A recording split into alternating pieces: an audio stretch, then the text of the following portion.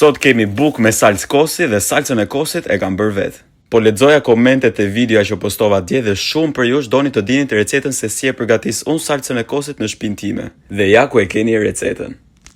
Kam ngrënë një bukë të tërë me salcën e kosit. Pasi e kemi larë dhe pastruar kastravecin, do ta grim në një tas. Do vini re që në fund të tasit ka shumë lëng. Ky është uji që lëshon kastraveci. Tani me kujdes do ta marrim kështu dhe do ta shtrydhim që të largojmë lëngun e tepërt, se ndryshe do na dali salca e kosit, supë kosi, jo salcë kosi. Kjo bëhet në mënyrë që salca mos na ujtoj. Tani nga vetë emri salcë kosi do na duhet shtojmë se s'bën kos. Unë kam hedhur 6-7 lugë kos. I japim një të përzime mirë dhe pastaj shtojmë krip sipas dëshirës. Tani unë kam dëgjuar shumë njerëz që salca e kosit bëhet me udhull, po unë e bëj me lëng limoni për veten time. Shtrydhim lëngun e një gjysmë limoni. Tani e mira fare do ishte që të grinit një hudhër, po unë hudhër nuk kisha vetëm hudhër plur, kështu që atë përdora. E përfundojmë duke hedhur pak vaj ulliri përsipër dhe salcën e kosit e keni gati. Ja, pra nuk ka më lehtë se kaq.